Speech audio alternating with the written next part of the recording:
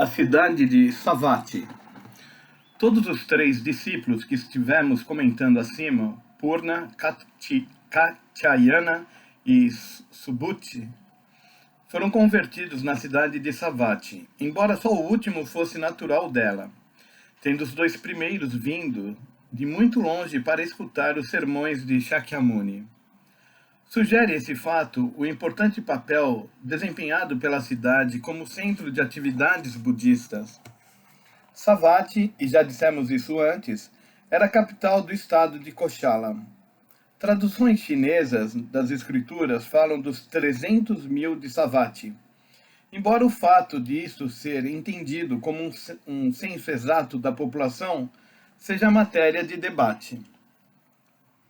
Dizia-se que 1/3 dos habitantes de Savatthi havia comparecido aos sermões de Shakyamuni, 1/3 ouvira menção de seus ensinamentos, embora não houvesse conhecido, e 1/3 nem ouvira falar dele.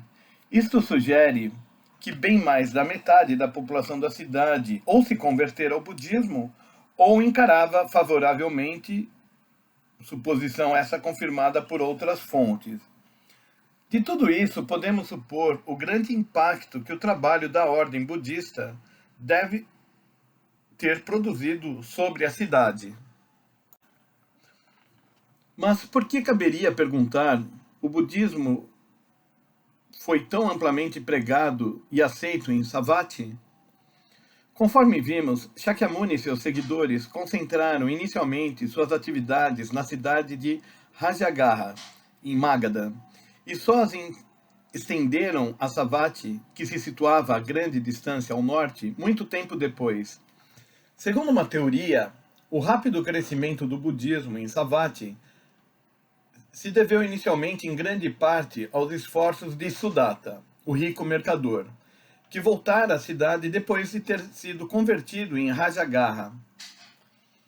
Como primeiro crente budista na cidade, lançou ele as fundações sobre as quais a fé floresceria e se expandiria mais tarde. Lemos acima, por exemplo, que ele comprou certa extensão de terras ao príncipe herdeiro do estado e construiu o mosteiro de Jetavana, preparando um local onde os membros da Sangha podiam passar a estação chuvosa. Como o leitor provavelmente sabe, há uma linha fronteiriça muito nítida entre as estações seca e chuvosa na Índia, e é comum calcular o tempo em termos de tantas estações chuvosas e não em tantos ou quantos anos. Depois que Sudatta lhes construiu o mosteiro, Shakyamuni e seus seguidores habitualmente passavam nesse local a estação chuvosa, estudando e meditando. Nos últimos anos, esse retiro durante a estação das monções em Savatthi tornou-se uma espécie de sede das atividades missionárias de Shakyamuni.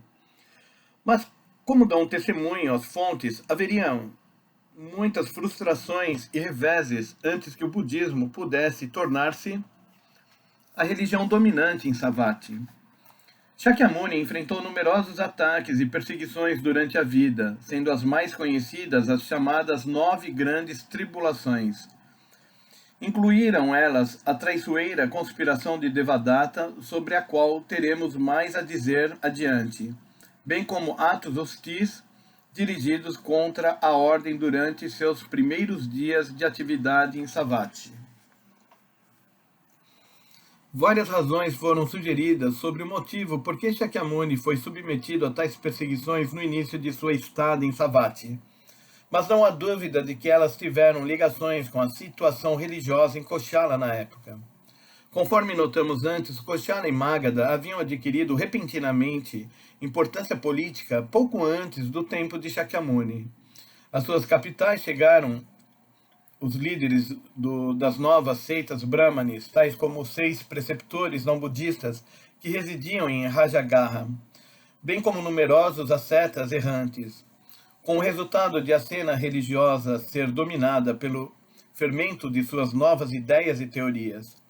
Paralelamente, os brahmanes tradicionais continuavam a ser altamente respeitados nas cortes dos governantes desses estados.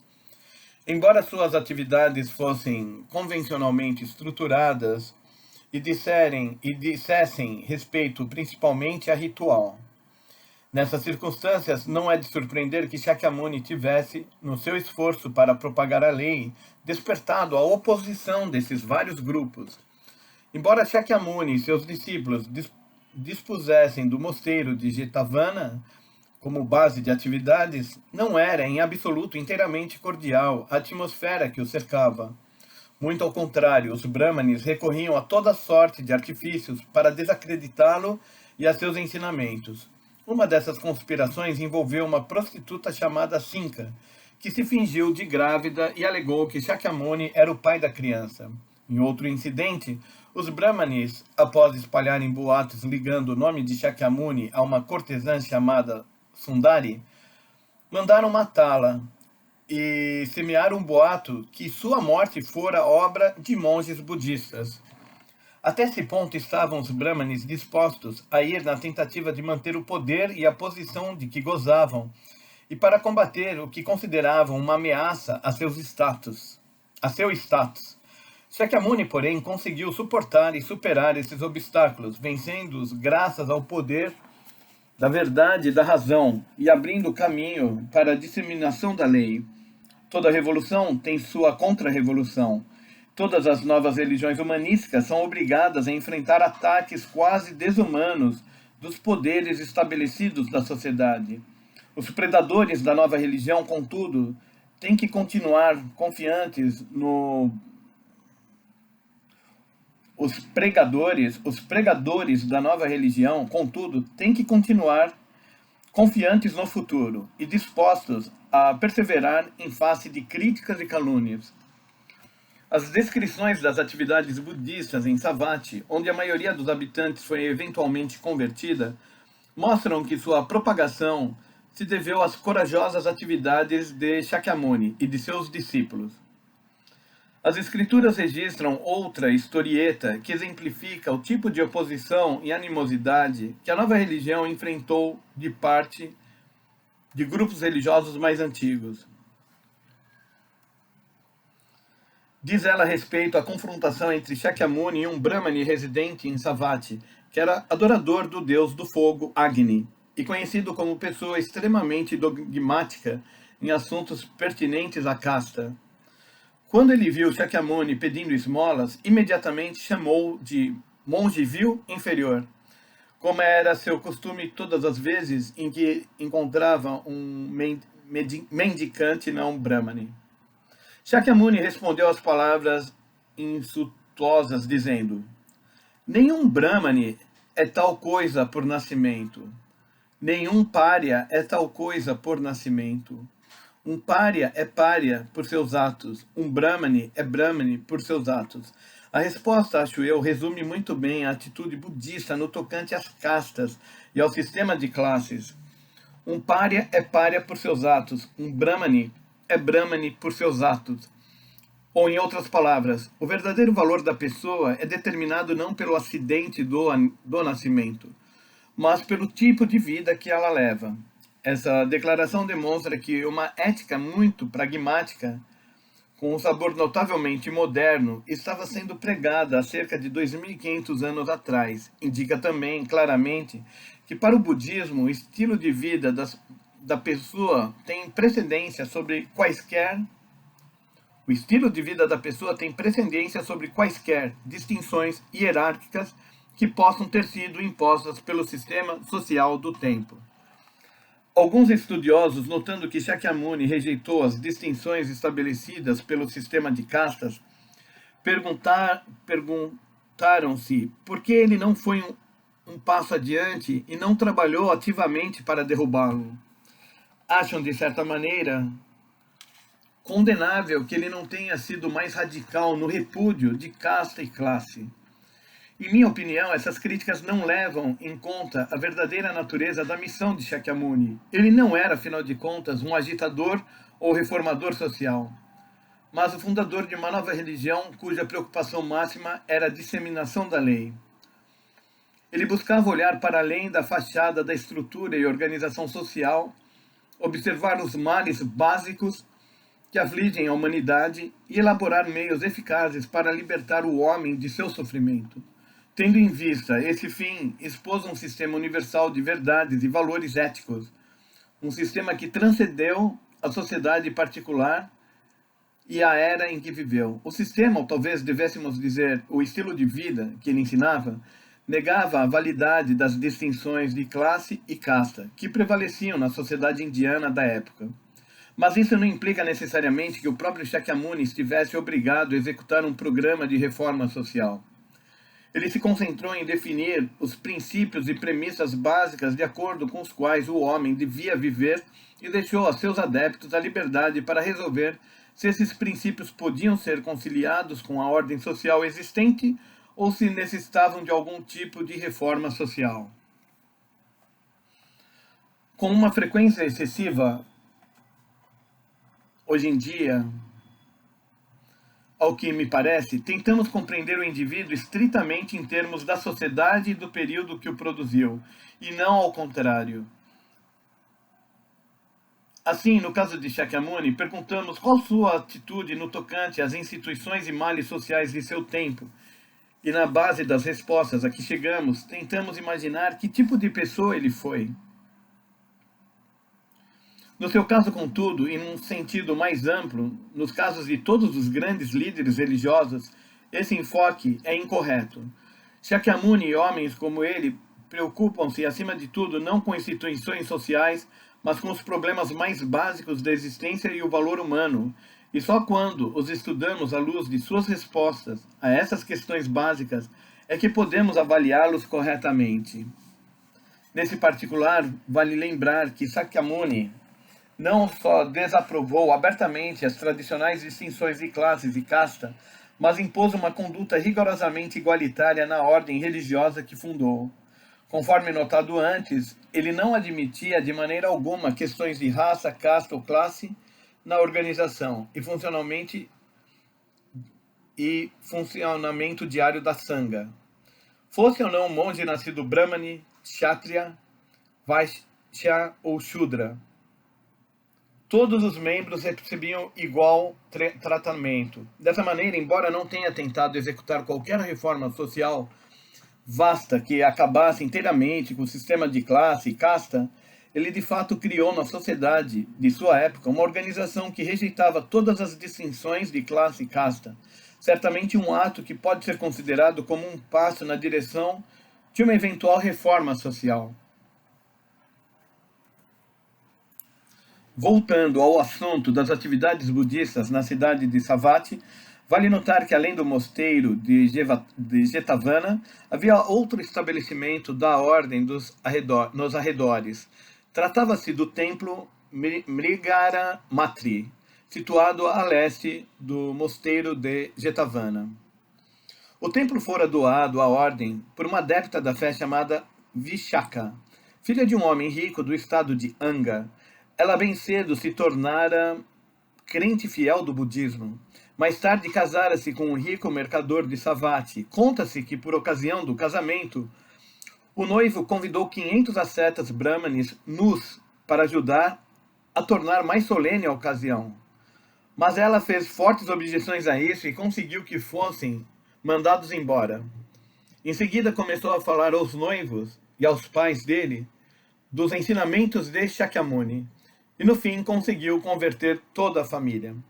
Naqueles dias, deve ter sido fato sem precedentes para uma noiva que casava numa família cuja fé diferia da sua falar com tal ousadia. E, o que é mais, conseguir conquistar todos os contraparentes para sua própria fé.